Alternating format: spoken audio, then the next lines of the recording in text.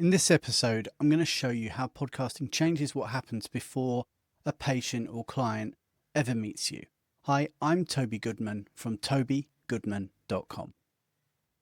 Before someone arrives to see you, they're rarely starting fresh. They've picked things up from somewhere. A search, a conversation, something they've read. Bits of it might be right, some of it won't be. So when your ideal patient or client sits down with you, you're often going over the same old ground, clarifying what's relevant, straightening out what doesn't apply, explaining how you actually work. If someone has very little context, you bring them up to speed. If they've picked up the wrong context, you spend time unpicking it. Either way, it takes a while before you get to what actually matters for them. But what if those essential parts were already clear before they arrived? Your podcast can do that. Before they get in touch, they already understand how you approach a situation like theirs, what tends to matter, what the risks and trade-offs look like, and what decisions are likely to involve. This isn't so much about what they feel about you, it's about what they already understand before they sit down with you.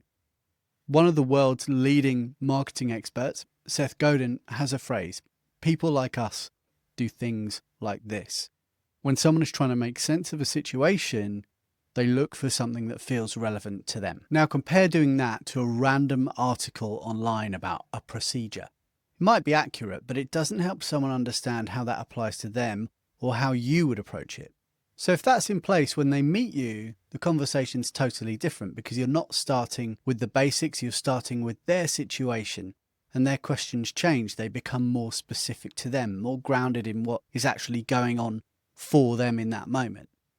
And as one of my favourite teachers once said, the art lies in the details. So instead of explaining the process, you're helping them decide what to do next, and you're really listening to them and responding to them. Just imagine the time that saves in the sales cycle. You're spending less time covering old ground and more time working on what matters. So your podcast becomes your support system, and it works for you 24 hours a day, 7 days a week. You can explain what usually happens in a first consultation in a way that prepares someone without rushing them. You can literally use your podcast as a line of defense before you even accept an appointment. Oh, have you listened to the episode about how we work with our clients? Check this link out.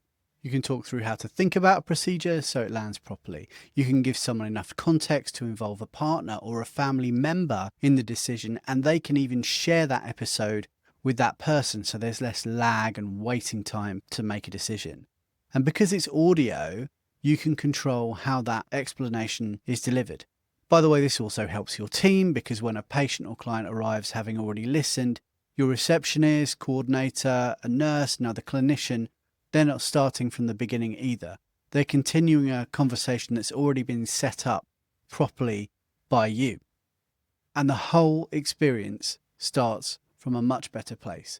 The patient or client understands what's likely to happen, your team is aligned on how things are explained, and the consultation can focus, as I said, on what actually matters. And your consultation can focus on the finer details. Look, nothing replaces in-person conversations, but when someone arrives better prepared, you can use that time far more effectively. In the next episode, we'll look at how this influences referrals and how a podcast can help others in your network explain your work when you're not in the room. Thanks so much for listening. For more episodes, resources, and how this can be applied in your practice, including ways I can support you, head over to tobygoodman.com/thepractice.